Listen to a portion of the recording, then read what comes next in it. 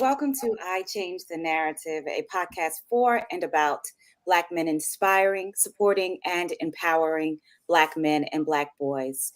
This episode of I Change the Narrative is sponsored by So Organic, So Suave, also known as Sauce. Sauce is a luxury hair care and skin care refuge for those with thick hair and melanin-rich skin. From healthy beard growth to top of head hair styling to an illuminating skincare regimen. Sauce Essentials will naturally enhance your outer appearance to strengthen your inner confidence. Sauce invites you to accept the authenticity and real self-care and embrace your best. You can find Sauce's award-winning grooming essentials online at sossd.co. Again, that's sossd.co. You can also follow Sauce on Instagram. For the latest in product news and updates, you can follow them at sossd.co. Elevate your grooming with Sauce today. Today's topic is lessons in Black manhood, and I'm so excited to have this conversation with wonderful gentlemen. Before we start the conversation, I want to ask our guests to tell us about yourselves, where you're from, and the work that you're involved in that lends itself to the topic or the lived experience. We're going to start off with Kofi. I knew he was going to start with me. Hi, my name is Kofi. I am a writer. I blog. Well, used to blog a lot, but don't really do so much anymore. But I live in Decatur, Illinois. Does anything good come from there? Nobody ever hears of it, but that's where I'm from. And yeah, there's really not much else exciting to say about me. You are a Black man. That is excitement. That is true. That is true. Exactly. Andrew. What's up, y'all? My name is Andrew Watkins. I wear a couple of hats. I am the associate pastor at Emmanuel Baptist Church, which I am fortunate enough to be hanging out at today. So if I break out into a little hoop, I'm in the pool pit right now. So I'm gonna need just a couple amens. I'll get out your way. But aside from my role as pastor here, I'm also a licensed clinical social worker. And I provide therapy for college students at North Carolina A&T State University, all the way over in Greensboro, North Carolina. I've been working there for the last couple of years. I am the proud father of a 16-year-old young Black man. Yes. All right. Y'all be praying for me and my wife as we navigate these latter years of his high school time. Yeah. And man, just super excited. This is actually my second time hanging out with Nika in this space. So looking forward to chopping it up with all of these amazing folks on the call today. Yes. Darius. Hey guys, I'm Darius, the CEO of Big House LLC. I'm a viral recording artist and I make professional music and I make it easy for everyone to do the same. I'm really happy to join you guys here. I think I'm a bit younger. I'm just 23, but I hope that my message and what I have to share is powerful. I'm happy to be hanging out here with all you guys. Thank you, Darius. Last but not least, Dwayne. Hey, what's up, guys? I hail from the greatest city in America. Don't blame me. They put that on the bus stop benches, so take it up with the government. That's Baltimore, Maryland. I'm so grateful to be here today.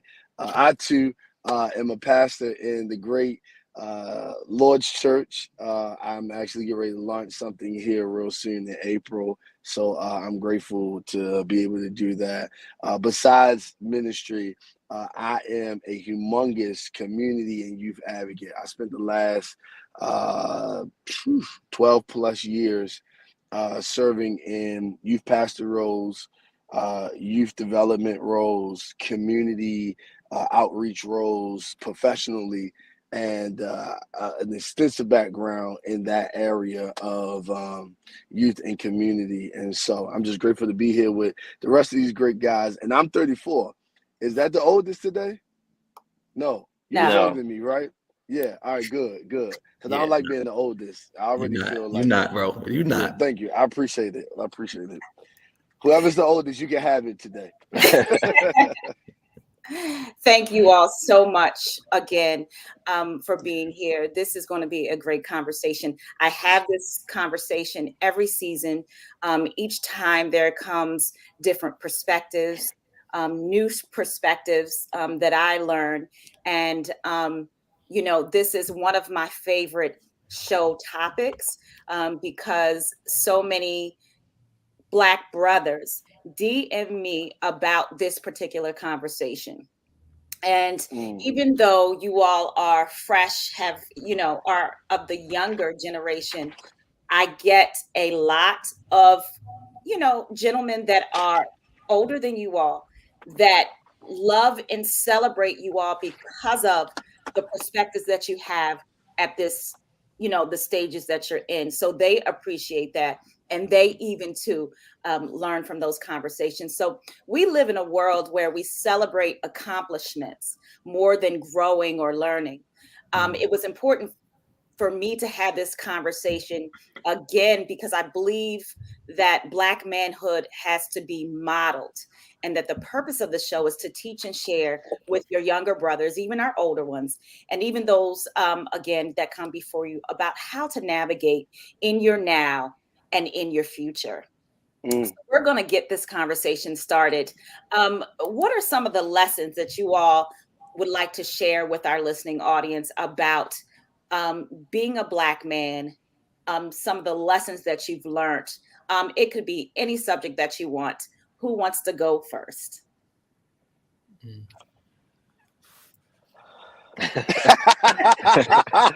That's As the room gets quiet. yeah. It's a big one.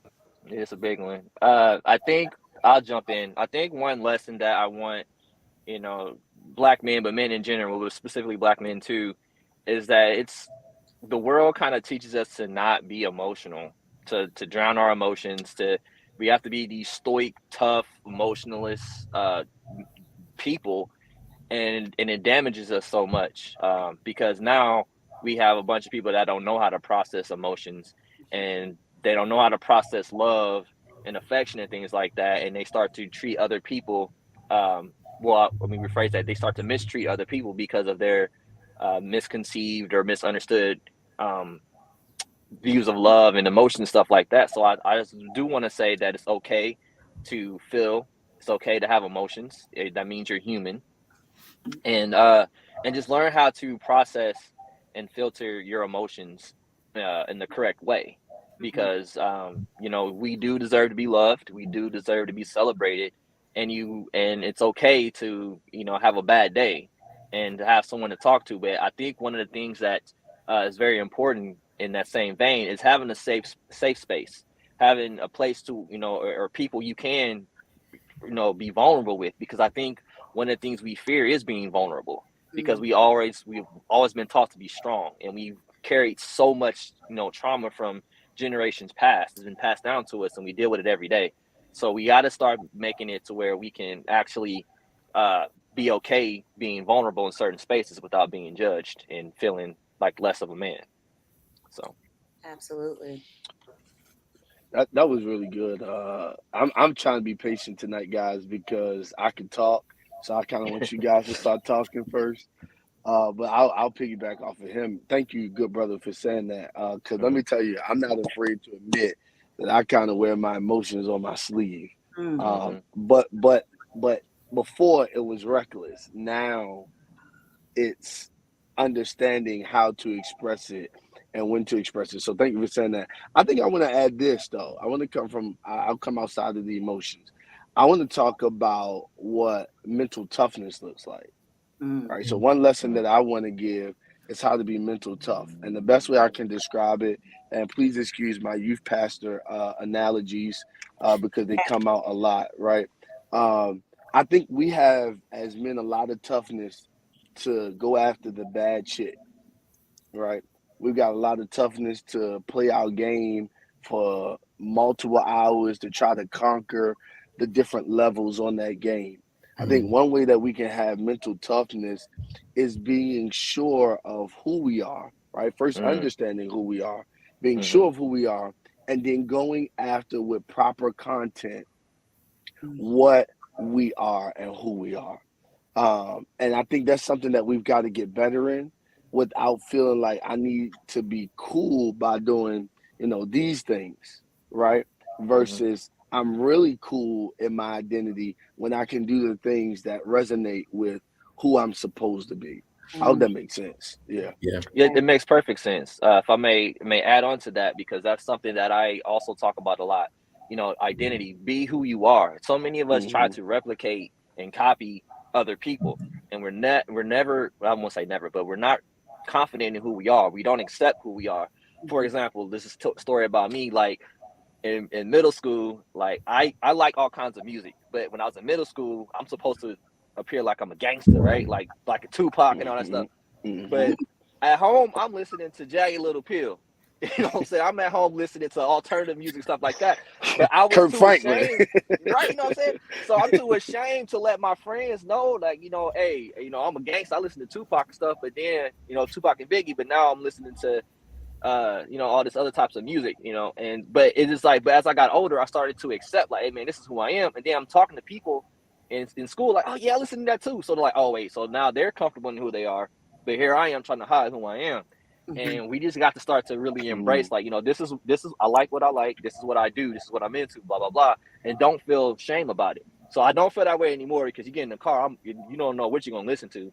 So, but you just really just be confident in who you are, and don't let people try to box you in or make you feel like you got to be a certain way because you're a man. Right. So, Mm. Well, That's good, man. Yeah. there's an issue there with a dichotomy of self. And so, I come from a younger generation where I would say there's been more confidence instilled into the average young black man. But mm, with Mm. that newfound ability to be confident, you still find yourself stuck in the dichotomy, because to succeed in America, it's it's promoted to use black culture, but if yeah, you go too far, you box yourself out of real opportunity. And mm-hmm, so, I made a song called Blink Man, that's 180, good, man. and the song that I made, I called it Blink 182 because I love Blink 182. That's a punk rock band, mm-hmm, Mhm. But traditionally, I was expected to be a rapper. Um, what's crazy though is that by making that song, I went viral, right? Because I was target marketing, something that I learned in college. Mhm. So let me walk you deeper through what the actual dichotomy is and how it destroys the integrity of the black man's mind. I go to a college. I graduated from Smith School of Business at UMD, which is dominated by races outside of my own. So by showing up with my hairstyle and dressing the way I dressed and representing myself as a successful entrepreneur, it confused people to a point where I wouldn't get credence in group projects, and Mm. to a point where a lot of people didn't count in the fact that I was walking 40 minutes to and from my car parked off campus to save a dime, because I pay for college on my own, like many black men, because my Mhm. parents didn't go to college like many black men. So this dichotomy, it's like living in a separate world and being forced to fit the mold of that world. And then oddly, we found ourselves 2016 through 2022 outright celebrating black culture and then going home and being ashamed of it. Mm. Mhm. mm, Right. Yeah. Yeah. And I add one thing that I think is super important as black men, a lesson that I've picked up along the way has been the importance of community, having like a strong support system around you. I grew up in a very tight knit family that was, a product of long-standing trauma. My grandfather was an abusive alcoholic, and my mom and aunties lived with that for years with him, and just in that type of space. And so when they raised us up, man, it was like the Kanye has a line on College Dropout where he says something along the lines of all your cousins was all in the bed together, 3 in the head and 3 at the foot. That was how we grew up. Like it was 7 of us in a small little house for a long time, super, super close knit. And what I realized in that time and even now is how important my community is, my support system, my family, my friends. It's so important to have those folks around us that we can be vulnerable and transparent with. And I think what happens a lot of times is because we're bearing the weight of being Black men in America, we start to isolate ourselves. Darius, I think you spoke to kind of this dichotomy that young Black men are, experiencing now. And a part of that dichotomy, this drive for success, has like this built-in idea that we have to do it alone. That true measure of success comes from somebody that like got it out the mud all by themselves, ain't have to rely on nobody. And I get that, obviously, you know what I'm saying? We got to be able to like do our own thing. But man, we really, really, really got to be able to have a strong support system around us. Not just yes men, not just people that, always tell us we doing the right thing, but also people that can check us, that can point out our blind spots and can help us to, to make the right decisions and the right moves. So really like a great lesson for me has been like investing in my community and really being intentional about like surrounding myself with good people. Let's talk about Black leadership. Let's take a second and stem off of what you've said. We expect it's an expectation that you're supposed to get it out the mud. It's an expectation that if you built this whole thing yourself, then that means that you're truly a successful Black man.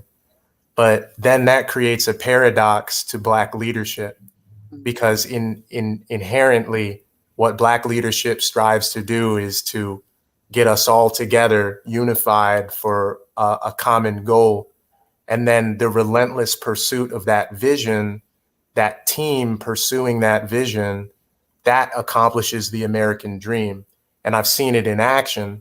In reality, no business gets anywhere without fans, sponsors, investors, and consumers.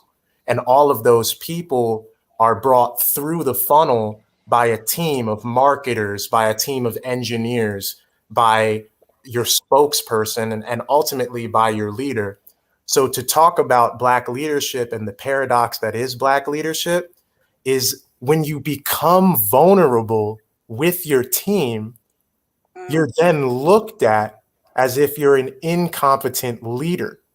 And this is an issue that goes all across America. As a Black man, it could be another Black man doing it to you. It could be the dean of your college, who's a white man.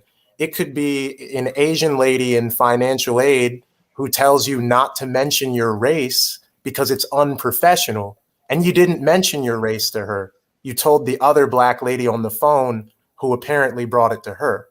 Now, these are lived experiences that I've just gone through, but I'm saying it to say it's difficult. And for us to really do the audience members justice here, we have to be honest. Yes, it is important to have a team, but can't that also be detrimental when the members of your team view you in a light that's not typical for any other leader? I don't think I'll say this real quick. I hear you, and I agree in a lot of ways. I don't think that it's an exclusive statement. Like I think that in some spaces, a leader's vulnerability is welcome. Maybe not as much as we would like, but there certainly are some spaces where folks are celebrated for their vulnerability. What I think, though, in terms of what you mentioned, um, I think we do a pretty good job of like surrounding ourselves with people, but we aren't skilled in really developing like transparent and honest relationships. And part of it is because we haven't really unpacked our own insecurities. And so like we carry, particularly as Black men, right? Because we wear, I heard a scholar refer to, we wear this psychic armor often, where we present ourselves as one way, but that's really a carefully crafted persona that we want people to see when we like interact with them. So because of that, we step into these relationships with a lot of distrust, a lot of skepticism, right, and a lot of competition. So it creates this weird dynamic to where we're interacting, we're working together on a team, but it's not truly like directed towards experiencing community. So I think that makes it difficult for these types of spaces that we're navigating to really be like helpful and beneficial because we haven't unpacked some of that stuff. Go ahead. No, you go, because this is your conversation. I want to make sure we stay in the vein. No, you're probably going to build off of what they said. So, and then I'll ask my question after you. Thank you. I don't. Yeah, thank you for that. I only want to. I had to go change my seat. I hated that steering wheel. Yeah, I'm about to say it look like you on the other side of the car. I'm like, cause man, I understand this social media stuff, and I usually don't try to do car stuff. I usually try to be in my studio, but today's just one of those days. It's okay. Let me move my camera real quick. We're doing it right now. Hey, bro. Right now. Hey, Crump, if you can turn your camera sideways, it'll make you look like everybody else. If you can, I'm telling you, man. I'll be on this stuff. It's gonna give you the whole shebang. Oh, there you go. There we go. Hey. Whoa, we ready now. Listen, man. I'm like on this kind of stuff. I was like, yo, I hate this steering wheel. I'm not gonna mess up her life like this. Let me go to the other side. So I want to build off of what you said, bro, because you said something so good. And to really be honest, I'm going to tell you, one of my plights have been, let me say this, I love conversations like this with other brothers. I think part of our problem has been this Mufasa and what was his father? What was Simba's father's name? Mufasa. I mean, what's the brother Scar? This Mufasa and this Mufasa and Scar situation where men, we love power. In fact, I don't know where the love of it comes from, because throughout the Bible you find individuals fighting for that level of power. Right? This is why we have so many presidents around the world. So I mean, because and I'm not saying that many people can't lead. What I'm getting to here is, I think that part of our problem with men is because we love so much power, we don't know how to be vulnerable and allow other brothers to step into certain spaces. Because it's something that he said that was so good. I'm at a point now, and I haven't always been like this, but I'm at a point now. Let's say if all four of us, the brothers, decided to go somewhere. Well, today, Croft might be leading this. And guess what? I'm okay, because it doesn't take away from who I am as a person. This is why I run everything back to identifying who you are. The next day, it might be, my younger brother up here, he might be leading us today. Or the next day, it might be my other brother down here leading us. So for me, I think part of our issue with men is like, man, we have become so enamored by this level of power that sometimes we don't know how to embrace other brothers to help facilitate other things in our lives. And you see it throughout different complexes. This is why, no shade, ladies. This is why, sister circles, they can start a movement and grow to 200 people in like 3 weeks. And you be like, how did you do that? You know what I mean? You ain't offering nothing different than what I'm offering, because there is this, like, I'm okay with somebody leading here. I'm okay with leading here. I'm okay with leading here because you don't take nothing away from me here, and there. And I'm not saying that they don't have their struggles either. But for men, it's really hard for us sometimes to really galvanize around each other, because most of the time, some of the time, change my language, we want all of the control and not realizing, like, yo, that's a strong brother too. He got something to offer too. That's a strong brother too. He got something to offer too. So I had to build upon that, because I really feel like when brothers find the lane where we can embrace each other without being afraid or threatened by another brother, I think we get to the point where we really take back our communities. No shade, ladies, y'all did a great job. Y'all doing a great job. But I really think in order for us to take back the community, when there is a solid brotherhood that is built, whether you lived in South Baltimore, whether you live in East Baltimore, whether you live in West Baltimore, North Baltimore, because it's so strong, they're like, you know what? I don't know if I'm going to do this, because there's a whole brotherhood that I'm going to probably have to answer to for why I did this, why I committed this crime, why I did this. So I just kind of wanted to throw that in there because it was something that he said that really triggered that thought for me. Right. Can I interject one thing really quick? Well, not really interject. I want to present a question. I don't want to get too deep on this one, but when you asked the question about, why do men crave power so much? Why we fight over it? One thought that came to mind is that, for one, we are made in God's image, right? And so we have, a lot of his, not I won't say a lot, but we have some of his mannerisms in that regard. But also, we're fallen, and so when we fail, we have some of Satan's characteristics too, right? Where he thirsted and lusted for power. So a lot of times, I think that when you see those wars and you see that struggle, we're actually warring with our different natures, right? Because now we want to have the power, we want to have the control, but it's tainted from what God wants. He wants us to be different, and that was demonstrated in when Jesus. I know this isn't a Christian podcast, but just follow me here. It's like what it was demonstrated the way when Jesus was on earth, how he walked earth. That's how we're supposed to be. But as men, we can't help it because we're steadily warring against our flesh, and we want that power, and we kind of push it off on everybody else. So that's one of the thoughts that I had when you said that. You actually said something earlier that we're supposed to be all right with making mistakes. Sometimes you have an off day, right? And that, I mean, it speaks volumes to what you're saying. This analogy with God and Satan. The whole idea is that you're not supposed to be. You don't have to be the man to be a man.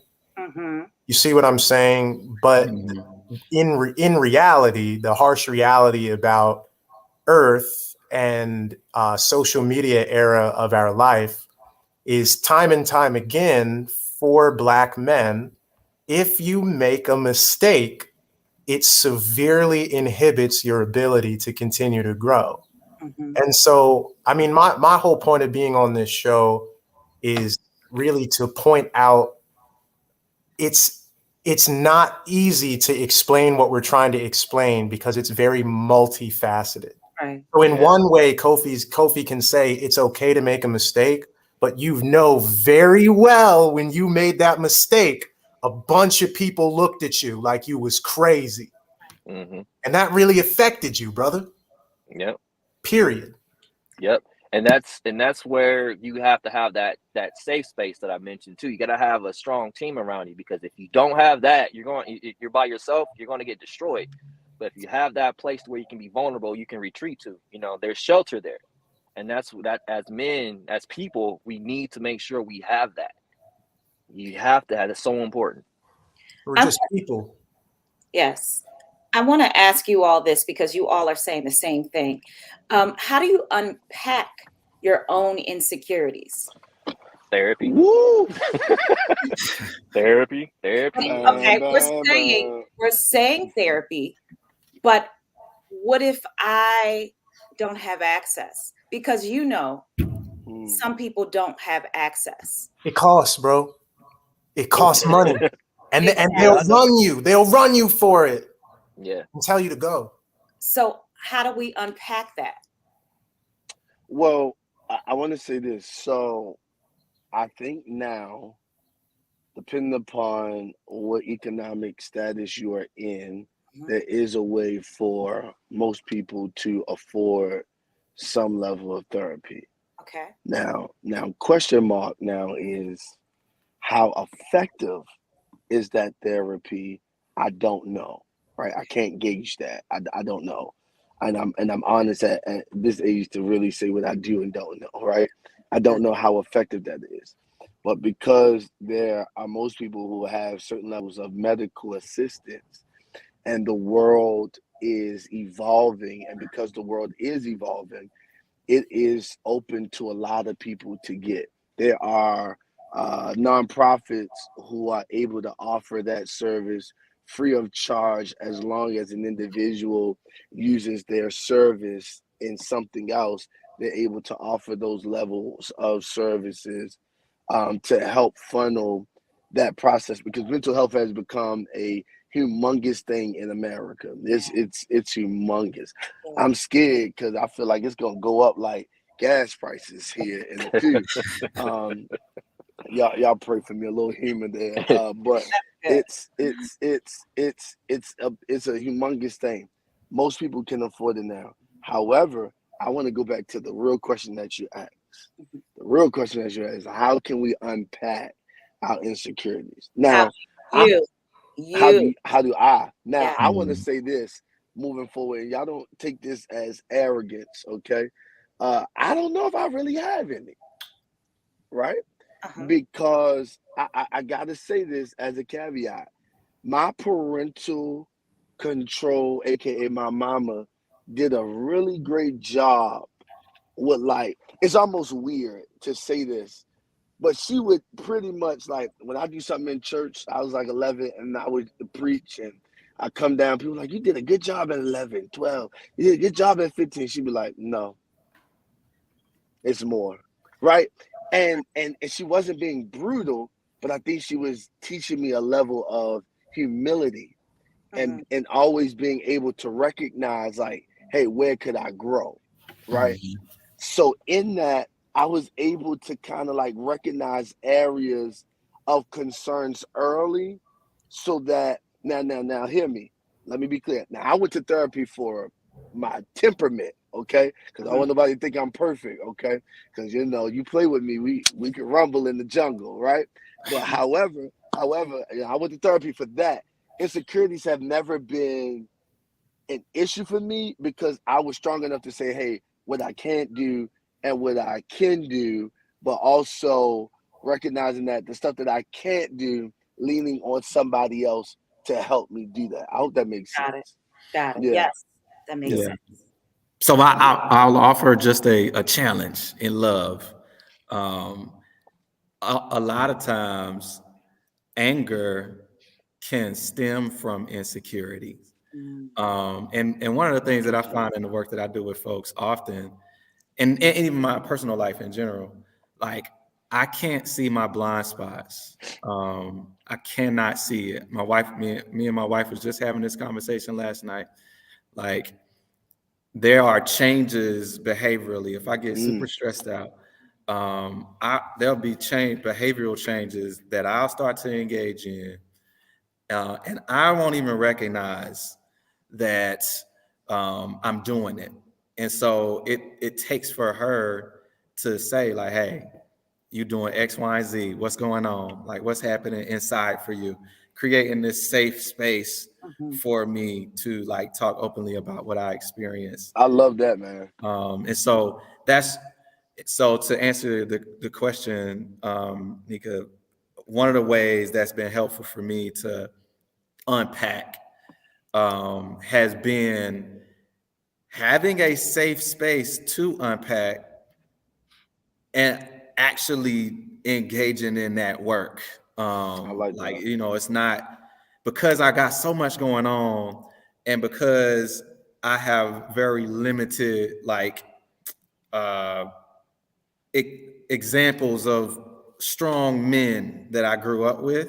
Like I can be super like about the work, like especially being a pastor, being a therapist, being a husband, being a parent. Man, I can be boom, boom, boom, boom, boom. Got to do it, got to do it, got to do it, and never really take into account what's happening internally with me. And man, my emotions be all over the place. And so that again, for me, just kind of like having that safe space to unpack and then actually engaging in the work, even doing some internal like self-inventory, you know, really taking time to sit down and be more mindful to figure out like, all right, what am I feeling today? What am I thinking today? Like, how did that situation that happened impact me emotionally? How did I feel about it? Like that, I think goes a long way to us being able to like unpack on a, you know, in an effective way. Mm-hmm. I just took some notes, by the way. Good. That Kofi was or good. Darius? All right, go ahead, Darius. I'll go last. Thanks, brother. Yep. So we as Black men, we put a lot on our partners, and it's something that you know, I'm learning firsthand now as a young man, with what I would call a very successful, long-standing relationship. You know, I grew up in a really abusive household. You know, it was I ain't even comfortable sharing fully everything. You know what I'm saying? But it was intense, and I spent a lot of time really malnourished and hungry. And I saw everyone in my household act really crazy ways because of that. And I saw how my dad talked to my mom, and I just saw how much he was putting on her. You know what I'm saying? And she wasn't perfect either. You know what I'm saying? She ran away from home at 13 and walked with her twin sister from North Carolina to PG County, right? They ate corn off the side of the road. Whoa. So she probably didn't have all of the faculties necessary to deal with her anxieties and her insecurities, but neither did he. And I just saw that perpetuate until one night my mom just left. She was gone. And so my answer to this question comes scientifically from research.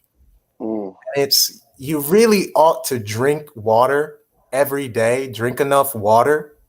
If you possibly can, and I know some people are struggling, I know. But if you can, you need to try to nourish yourself. You need to try to exercise. And from keeping your body, your host, healthy, your mind can function properly. And then what I would say I do to handle my insecurities is I create. Because there's beauty in creating something as a Black man. It's something that comes from you, that's undeniable, that can live on and grow and influence. And so now my chief engineer, Cam Wilson, I employed him. He has cerebral palsy, right? He's confined to a wheelchair, and I'm not making fun of him, but homeboy's hands look like this. He's on a computer. He's a white dude. He's on a computer recording all sorts of Black artists, right? I was able to create something out of my pain, whether it be a song or the machine that is Big House LLC. And I was able to put that into the world to make a positive change. Am I perfect? Hell no. Okay. Because I still smoke weed not to freak out, just to sleep and to eat. I have to do that. Is that healthy? Hell no. When I'm talking to my partner, have I insulted her? Yes. Yeah, I have. But the place that it came from was always that she's white, I'm Black, I was poor, she came from money. And these things, they're so complicated. I'll never stop being insecure about them. Even though I've gotten out of that, I will never stop. So what I do is I drink water. I eat food. Sometimes I smoke weed, and I make hella music. Mm-hmm. That makes sense? Yeah. Thank you for your honesty, Darius. Appreciate that. I did read that drinking water is a contributor to having a better, healthier mindset. So that was crazy, and I read that, and I think it was Psychology Today, because I'm always curious about the mind and what we can do to Help it.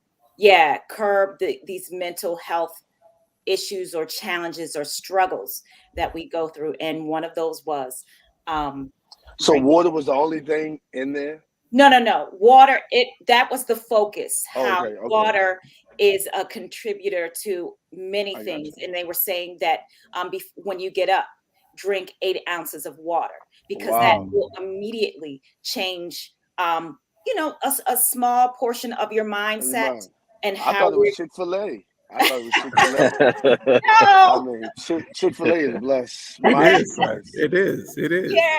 I'm So not gonna get y'all stirred up over there. I know my brothers love Jesus. I'm not gonna get them started. Chick-fil-A is blessed. I thought you would have said Chick-fil-A with some Polynesian sauce. Right. Right. Oh, Shania.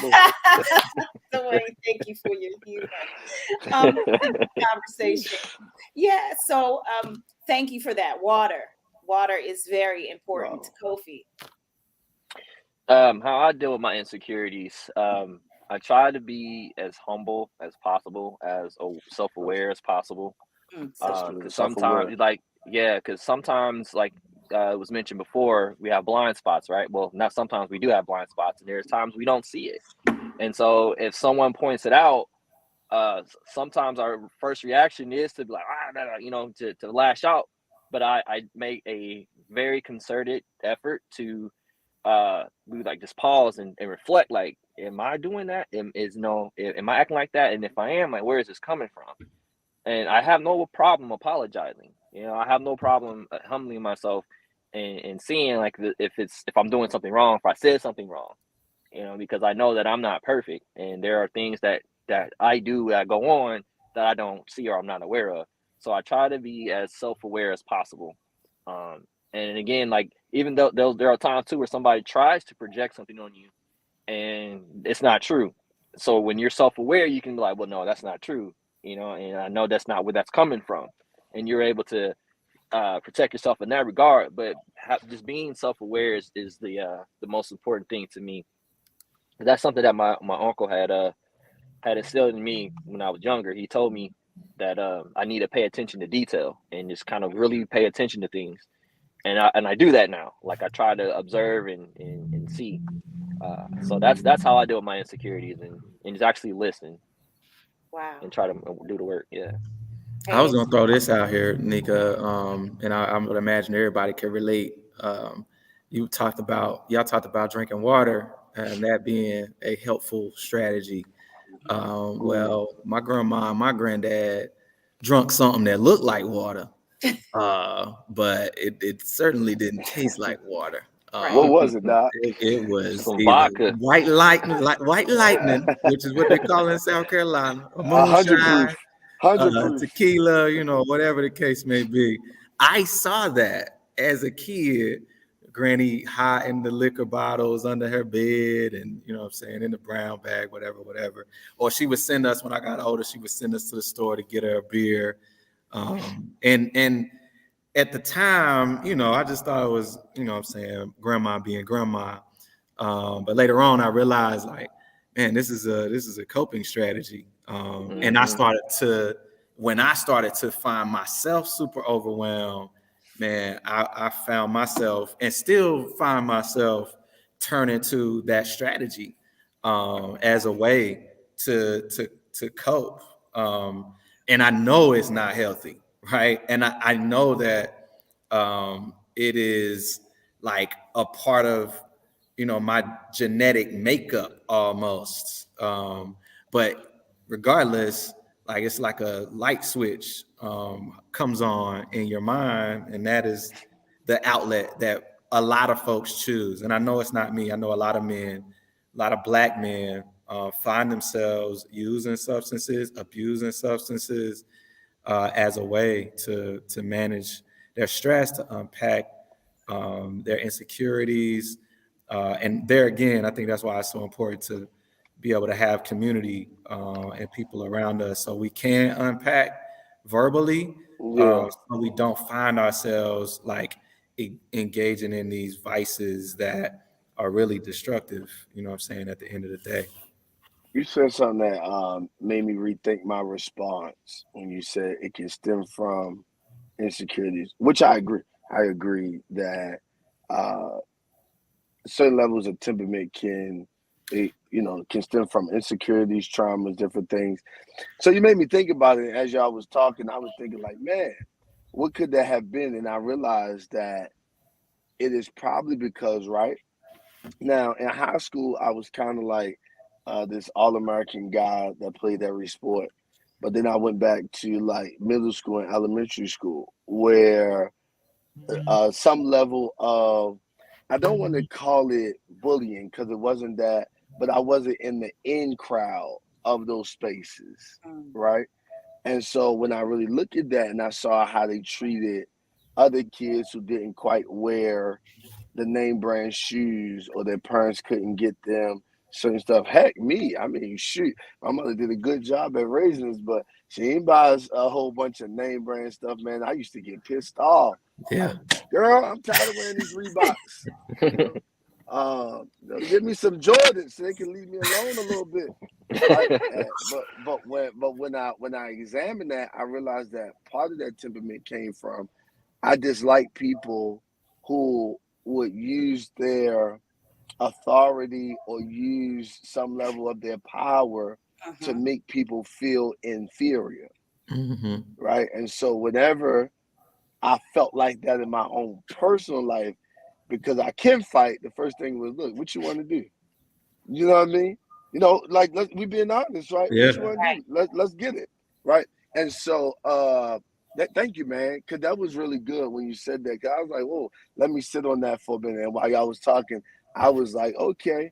I was digesting it because I think that's really good to know that every insecurity is not from a lack of low self-esteem Right. or low confidence.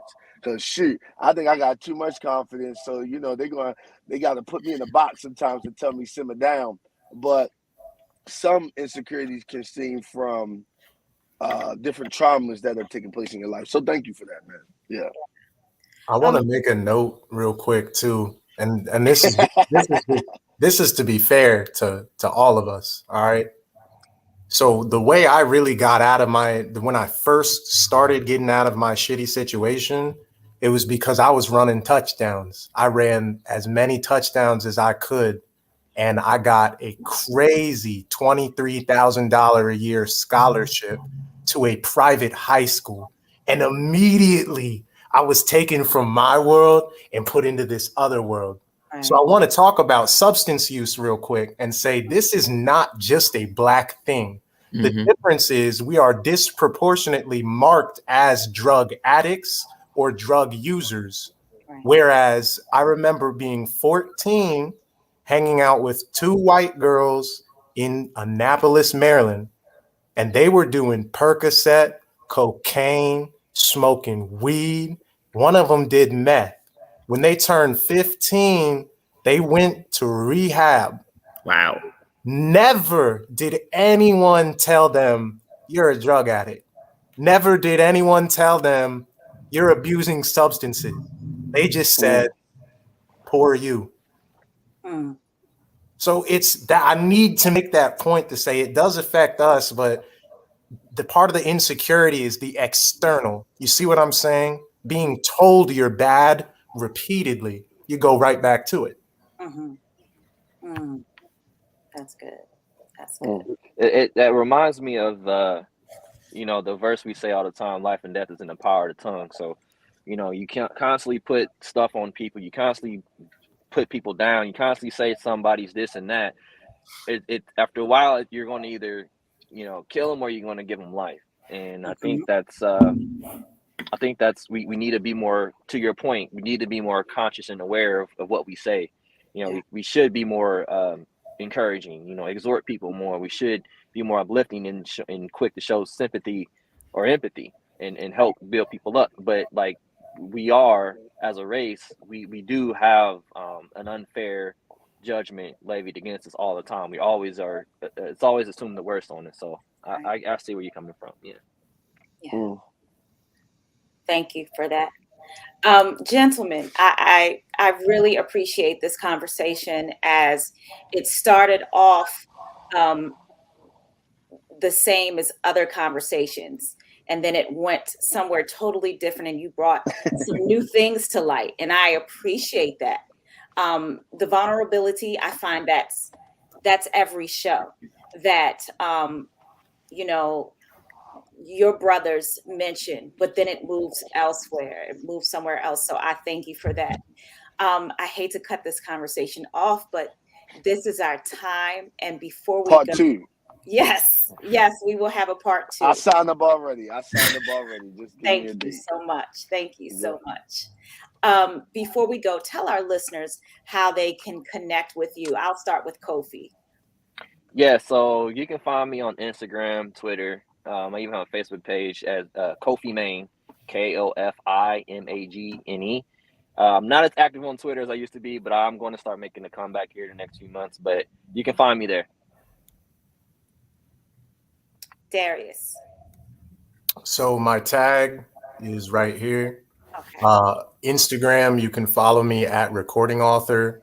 I'm the viral recording artist known as Young Author. So on all platforms, look up Young Author. I got a music video out. I just filmed it in LA with DJ Flip 808 Cartel. Shouts out the gang. And that's called City Ops by Young Author. Just check Big House out. My website's bighouse.llc. Book a session, change the world. I love you. I love you so much, and you're worth it. Thank you. Awesome. That's awesome. Love you too, bro. Andrew. You can find me at I am Pastor Drew on Instagram, Andrew Watkins on Facebook, andrewwatkins.net, where you'll just kind of see a little bit more about me, my work as a therapist, so on and so forth. Thank you. Dwayne. You can find me. You can find me in the. No, I'm just playing. I was getting ready to rap that song. You can find me in the. No, you can find me on IG at DWilliams_Jr. I don't think I have any more room on a regular Facebook page. You can also from there check out my nonprofit. That's what I need people to go and be about. Over the last probably 7 years, I've been doing a lot of community work and just coming up with some creative initiatives. And so if you're watching this, go follow Pay It Forward, the movement. We have a challenge going out right now that's called 22 Ways. And so we're asking people to give $22 either every month, all year, or one time, or as many times as they can. Because last year we did some amazing initiatives, and because we're not grant funded yet, we depend on people's donation to help us achieve the initiatives that we have going on. And so I pray that you guys would be a part of that. Check me out every Wednesday morning, 7 a.m. on IG and Facebook Live from the Bridge Baltimore page. That's the name of the church page. I am doing some devotional stuff on Wednesday mornings, just trying to give you something to think about and pump you up because they call it Hump Day. Yes. But y'all pray that my wife comes soon so that I can put that day into action. Glory to his name. Yes. Thank you for allowing I Change the Narrative to showcase your stories, your lessons, your thoughts, your perspectives, for doing your part in changing the narrative. And lastly, for keeping your commitment by being a part of the show. This means a lot. Your commitment means a lot to us. If you've enjoyed the show, please let us know. We would love to shout you out and post your comments. If you or someone you know is changing the narrative, please contact us at iChangeTheNarrative@gmail.com. We would love to share your story. For I Change the Narrative merchandise, visit iChangeTheNarrative.org. sauce.org. Thank you to our sponsors, So Organic, So Suave. You can follow Sauce on Instagram for the latest in product news and updates at sossd.co. Meet us here next Saturday where we'll have more great show, more great conversations at 1 p.m. Eastern Standard Time. Thank you all for listening. Thank you all for being here.